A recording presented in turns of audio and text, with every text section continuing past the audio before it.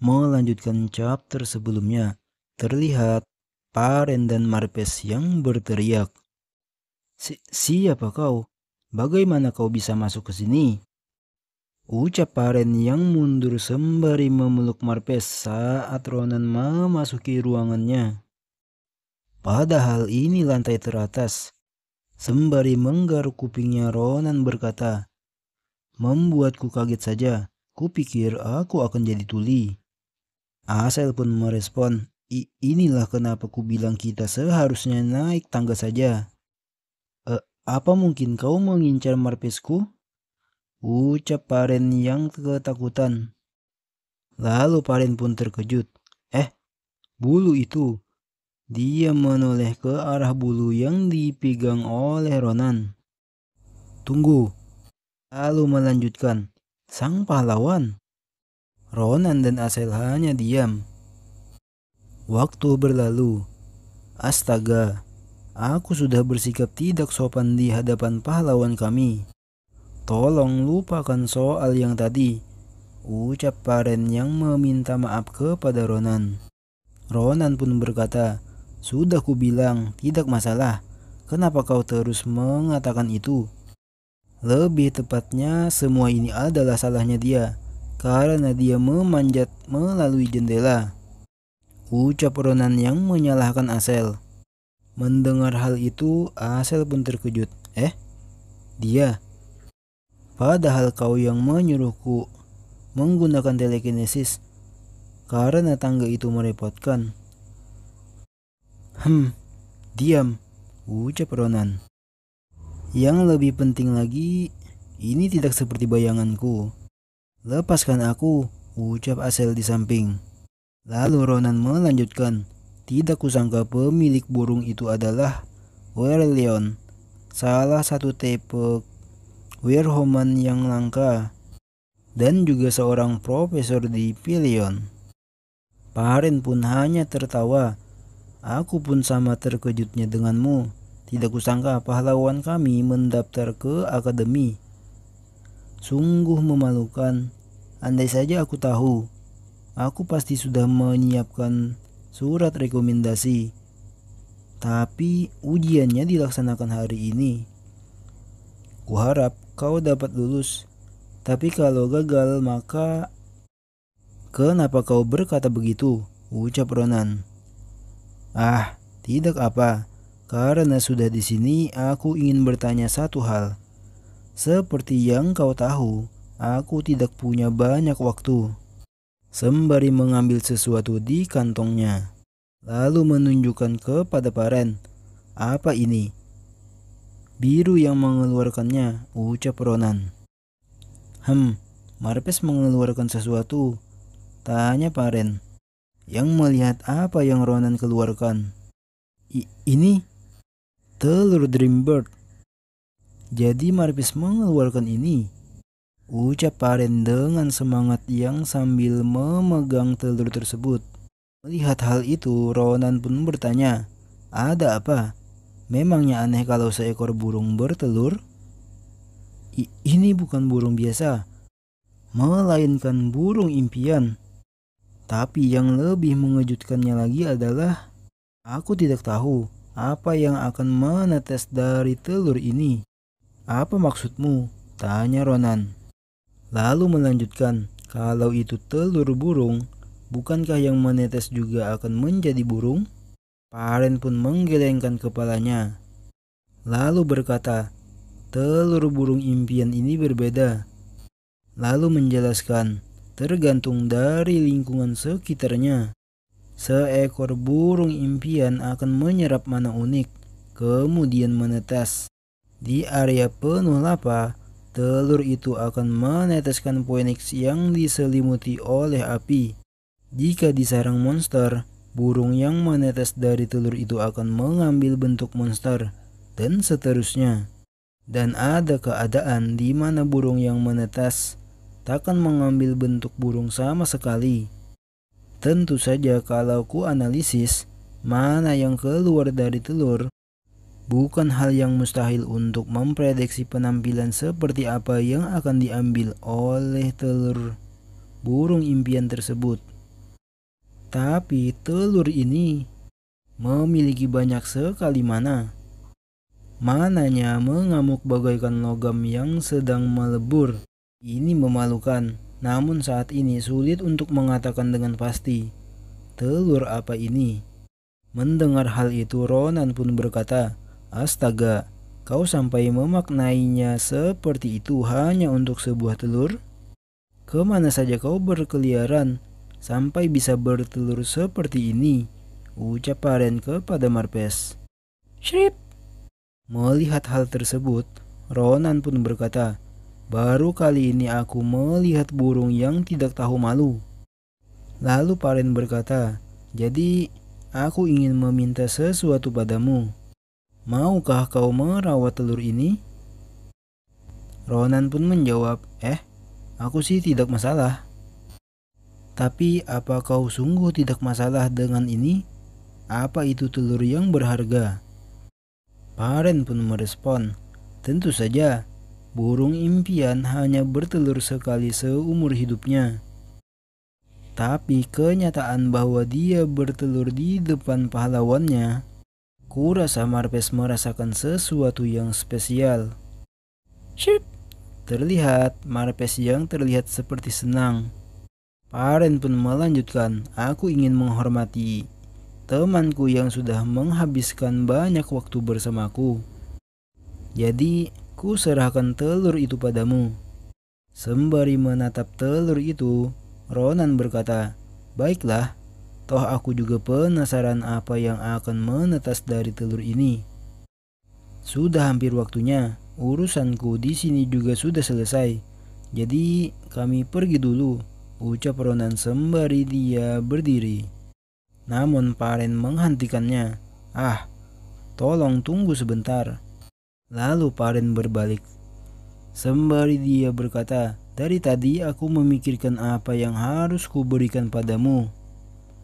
Dan barusan aku baru saja memikirkan sesuatu yang bagus. Silahkan ambil ini.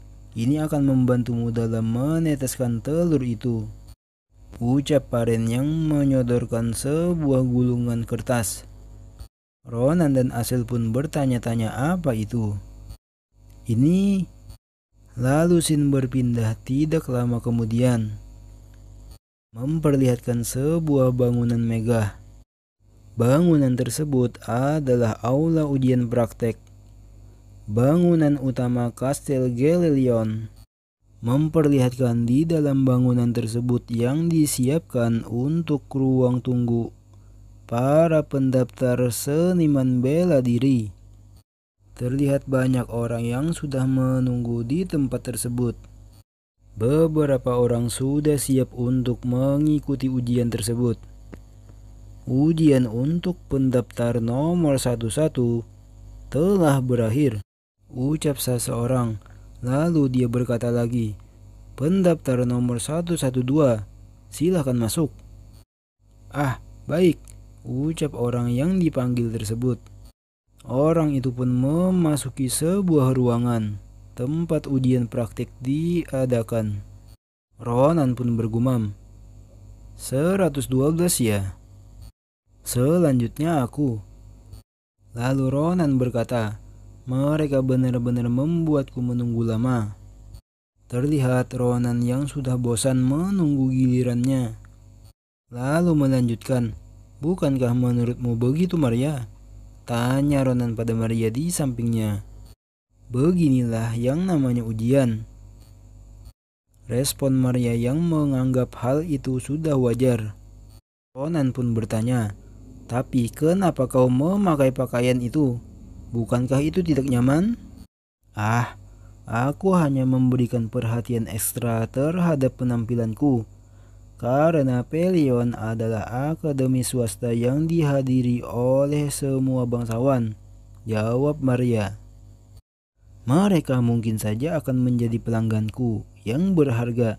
Jadi aku tidak boleh terlihat lusuh di hadapan mereka." Ronan pun heran melihatnya dan berkata, "Kau niat juga ya?" Padahal akan lebih bagus kalau si cantik kita ada di sini. Sayang sekali." Ronan pun merespon, apa boleh buat? Aula ujian magic dilaksanakan di tempat lain. Ku harap dia tidak menangis sendirian.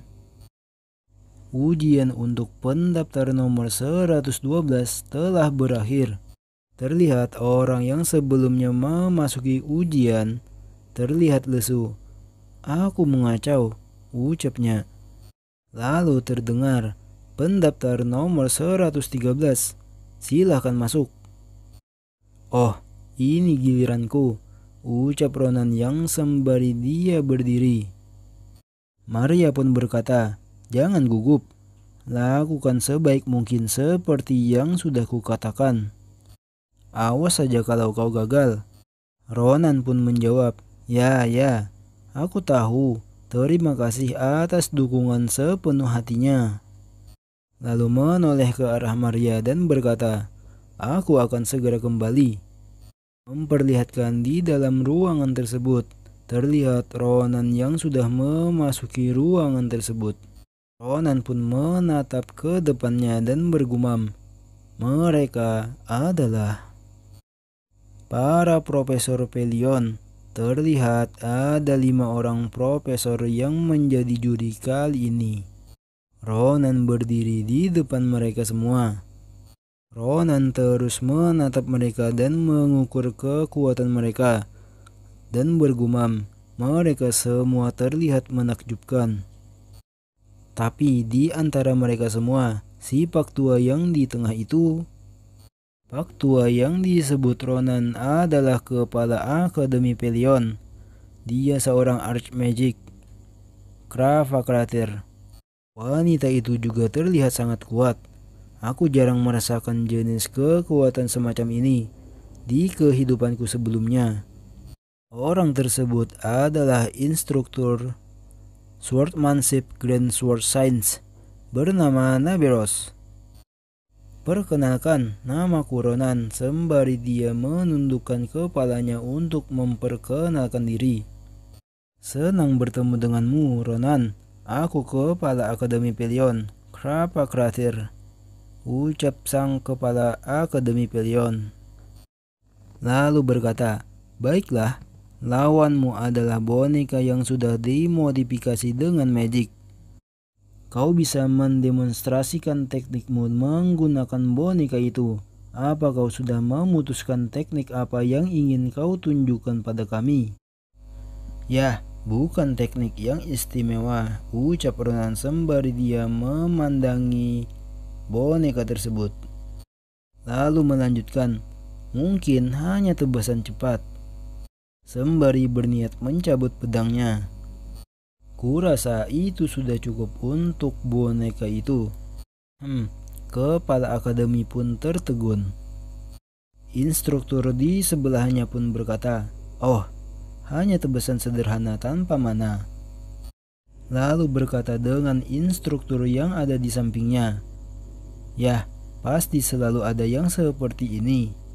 Orang yang menilai boneka modifikasi magic dari penampilannya saja dan mengatakan hal bodoh semacam itu. Instruktur satunya pun merespon, jika mereka adalah pendaftar dari desa yang jauh, maka wajar mereka tidak mengetahuinya. Lalu dijelaskan tentang boneka tersebut. Meskipun kemampuannya seperti itu, dia memiliki kemampuan pertahanan yang dapat menahan aura dan juga memiliki regenerasi yang cepat. Itu adalah produk modifikasi magic yang hebat. Para instruktur itu pun berbisik. Bahkan si Skolepen yang disebut-sebut jenius itu saja hampir tidak bisa meninggalkan jejak tebasan pedangnya. Kira-kira apa yang akan dia tunjukkan pada kita? Entahlah, mungkin membelahnya menjadi 2? Leluconmu lucu sekali. Terlihat Pak Kepala Sekolah Akademi Pelion yang melirik ke arah para instruktur tersebut. Aku bisa dengar semuanya. Mereka sangat lancang, meskipun dia tepat berada di hadapan kita. Pemikiran seorang rubah tua memang tidak biasa. Lalu, kepala akademi tersebut pun berkata lagi, Bagaimana jika bocah itu membuktikan bahwa omongan kalian itu salah? Apa? Kenapa dia bisa memiliki kekuatan seperti itu di umurnya yang sekarang? Krak dan swoosh. Sring. Melihat itu, instruktur Neberus pun tertegun. Lalu terlihat Ronan yang sudah menyelesaikan tekniknya. Setelah menyarungkan pedangnya kembali, dia pun menoleh ke arah para instruktur tersebut, lalu berkata, "Itu saja." Dua instruktur sebelumnya pun berkata lagi, "Haha, astaga, tidak kusangka dia hanya menunjukkan satu tebasan saja." Salah satunya pun menjawab, "Sulit untuk menilainya." Lalu menoleh ke kepala Akademi Pelion dan bertanya, "Bukankah menurut Anda juga begitu, Kepala Akademi?" Namun terlihat kepala akademi tersebut melongo. Dia tertegun dan menganga melihat teknik yang Ronan gunakan tadi. Dan bam! Instruktur Neberus pun mengangkat kakinya dan menghentakkannya di atas meja, yang membuat salah satu instruktur bertanya-tanya, "Instruktur Neberus?" Wush! Instruktur Neberus pun menerjang melompat ke arah Ronan dengan tatapan membunuh.